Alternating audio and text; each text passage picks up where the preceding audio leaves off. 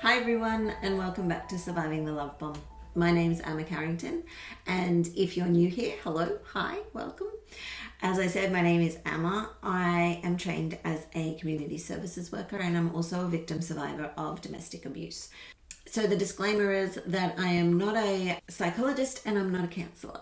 The aim of this channel is to share all that I've learned on my journey through my abusive marriage and coming out the other side on my way to healing, in the hopes of helping anyone who might be in a similar situation. Today we're going to be discussing safety planning, whether it be that you are living in an abusive relationship or planning to leave an abuser. We will also discuss the importance of emotional safety planning for once you have left the abusive relationship. If you are staying in the relationship, think about what you can do to keep yourself safe, particularly at times when you feel the abuse escalating. Things like creating signals for supportive neighbours, family or friends that let them know to come over or to call for help. For example, things like switching on a particular light, leaving a blind or curtain open or closed, calling a friend with an agreed code word or phrase to have them help you in whatever way you've discussed, whether it be them calling the police or coming over to help you. The whole point is that they know that you're in danger and they can do something to help you. Keep items like spare keys, monies and important documents or copies of those documents where you can get to them easily. Plan and practice with your children, if need be, how you might escape from your home safely and quickly. Think about the safest exits so that when you feel that things are getting out of control, you can leave quickly. If possible, keep weapons and knives locked up or inaccessible. Keeping the knife block off the kitchen bench might be something that you can do. Or again, if possible, stay out of rooms that have accessible weapons like kitchens or garages. Let trusted friends and family members or neighbours know about the abuse and let them know about your safety plan. Teach your children that their responsibility during an incident is to stay safe, not to rescue you. Programming the phone numbers for police, taxi, local support service, or a family member's phone number, friend's phone number into your phone so that it's quick and easy to call might be helpful. Plan where you'll go and how you'll get there in case you need to leave in a hurry. If possible, keep a safety diary. Record any instances of abuse and try to include details, dates, times and photos. You may want to keep your safety diary at your doctor's office, a friend's house or electronically, but remember to make sure it's secure. So maybe have a password on it or email it to someone that you trust. Either that or email it to yourself under a different name. Keep your text messages from your partner. Save online messages or posts made by your partner. Create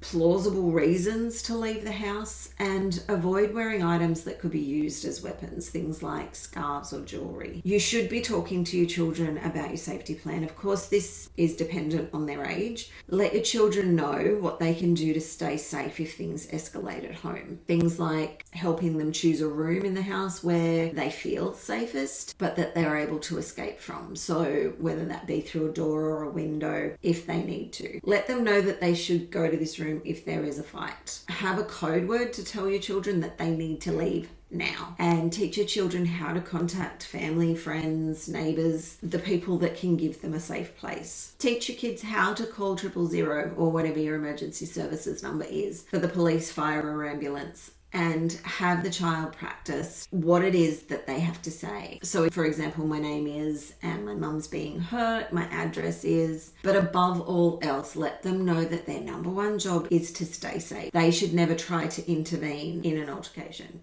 If you're planning to leave, you may want to create a false trail. For example, call motels or real estate agents, schools in a town hours away from where you're planning to relocate to. These sorts of things give you time to get away to your actual destination while the perpetrator's looking in the opposite direction. Put some money aside for travel expenses and accommodation and food if you have any access to money. Make copies of important documents, things like car registration, tax file number, loan records, Medicare cards, driver's license, account details, prescriptions, passports, and leave them with someone that you trust, or take photos of them and store them securely. Maybe send them to that email address. Take small items that you might be able to sell, like jewelry. If you have children, obviously changes of clothes, medical records and medication for them, bottles, some of their favourite toys. If you have pets, take food and equipment they might need for travelling, so cages, leashes, that sort of stuff, their documentation. Keeping fuel in the car is a really important thing, and also money hidden in your purse for a taxi or an Uber. Having this emergency bag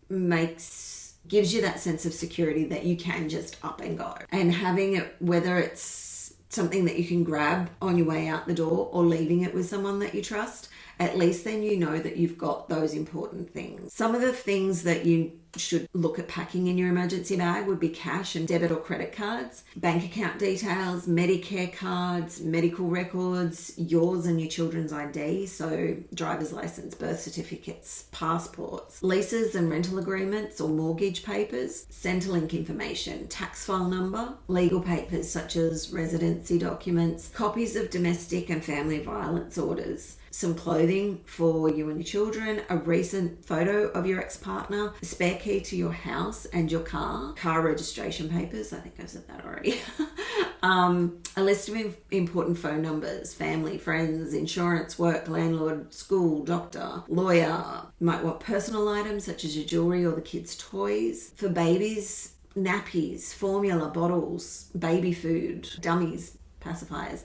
If your phone's on a family plan or if your partner or in your partner's name, maybe consider having a cheap mobile in an emergency bag. That way you can leave the phone that is able to be tracked behind and not take it with you. Another helpful thing may be to have a DV app installed on your phone. They're free and they can help you contact family and friends and also access support services such as emergency accommodation. Here in Australia, Aurora and Daisy are both good ones. If you're elsewhere in the world and need help in finding an appropriate app, please feel free to contact me and I'll do my best to find one for you. If you've left, the time after leaving any domestic violence situation can be very dangerous. It's important that you stay vigilant during this time. Report to police and apply for a protection order for yourself and your children. You may also want to add family and friends that you're staying with if there've been threats made to them. If you have a protection order, carry a copy of it with you at all times and give a copy of it and a photo of your ex-partner to your workplace and your children's school so that they're aware of the situation. Redirect your mail, get a post office box if possible, and only give your new address and phone number to those that you really trust. Getting a new SIM card and or phone and turning your call preferences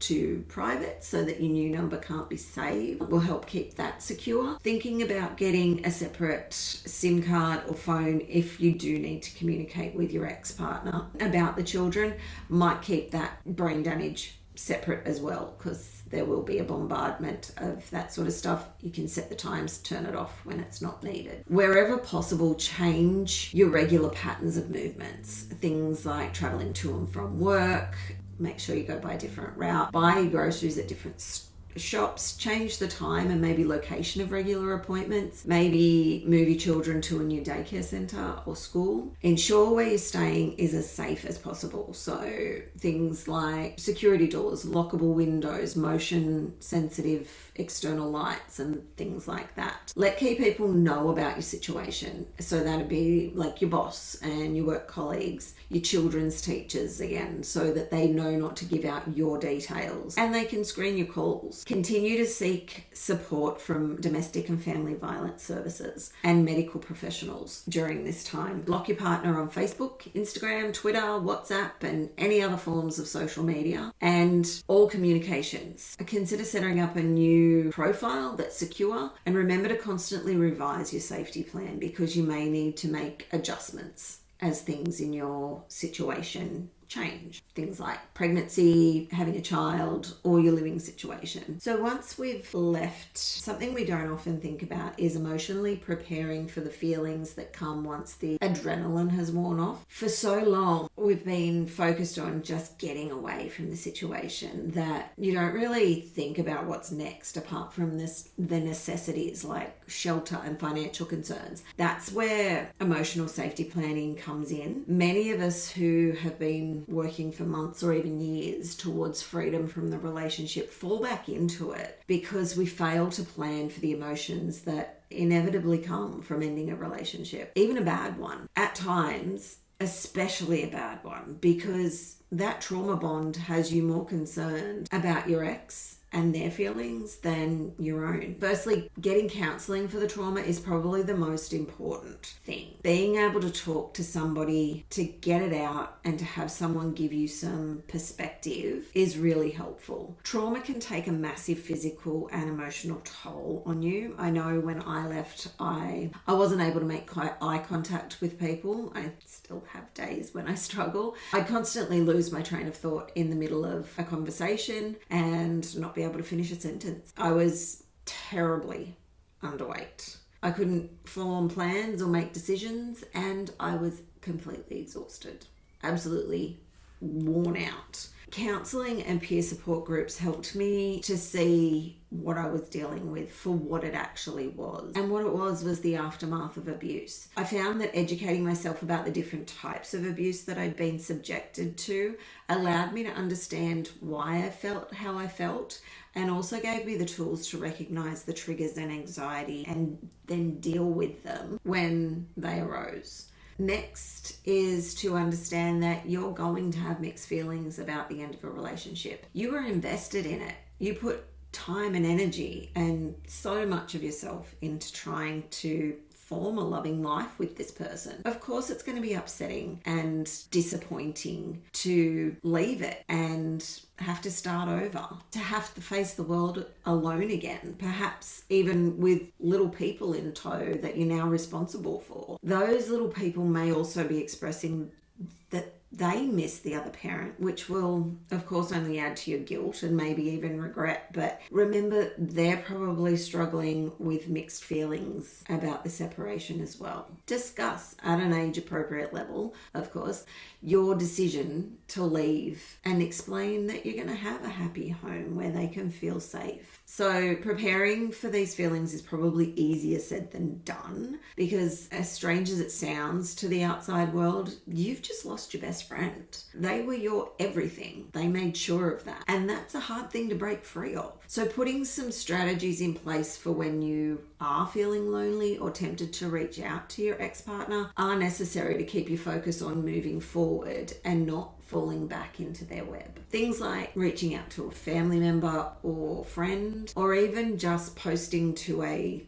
support group on Facebook. If you have a journal or notes regarding the abuse or how you felt in the relationship, rereading these things can help to remind you of the reality of what you've walked away from rather than what you had hoped it was and hoped it would be. This can help to quell those urges to contact your abuser. It is difficult after leaving an abusive relationship to shift your focus to yourself. You've probably, for a really long time, had to focus everything, every part of you on the abuser and their feelings, their happiness. So it's hard to even know what makes you happy. You might want to take up a new hobby that you've been wanting to try, or work towards achievable goals. Little things, it doesn't even matter what they are, even if it's just calling around to local services. These things can be major in the aftermath of leaving. The most important thing is to not put too much pressure on yourself. Take it one day at a time, one step at a time, and don't forget to breathe. Just take a minute every now and again and appreciate that you have already done so much. Leaving and regaining yourself is a process. Be kind to yourself throughout it. You could try exercising or meditation to help your mental health, and then there's self-care.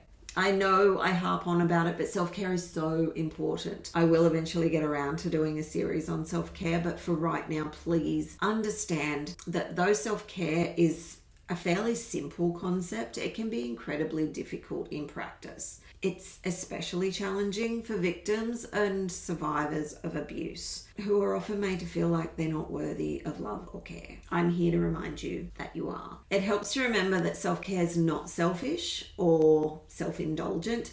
It's simply one tool you can turn to when coping or healing from an abusive relationship. At first, doing self-care may not feel normal to you, and that's okay. Start by making small, gradual changes and focus on being gentle with yourself.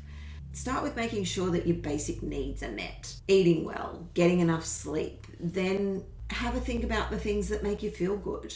You may have to think back to what you used to do before the relationship. And sometimes those things won't work for you now. I used to be an avid reader. It's been 6 years since I left my ex-husband, and I'm only now just starting to read again. The abuse isn't the only reason for this. I've been raising a child, but my powers of concentration certainly aren't what they used to be. So remember that you've been through a change, and to be kind to yourself.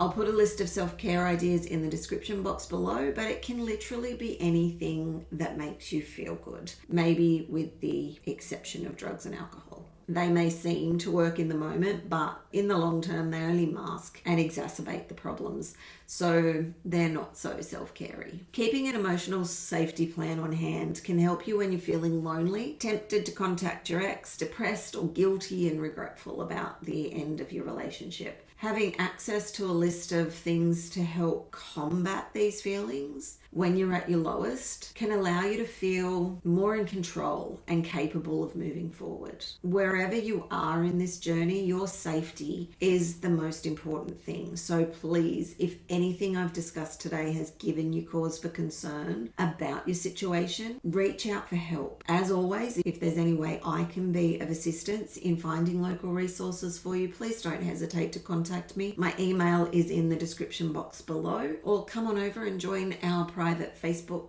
group, Surviving the Love Bomb. And if you're finding this content valuable, please don't forget to like and subscribe. It really helps me out, and it means that you won't miss any future videos because I upload every Tuesday. So until next time, please take care of yourselves and be kind to one another. Bye.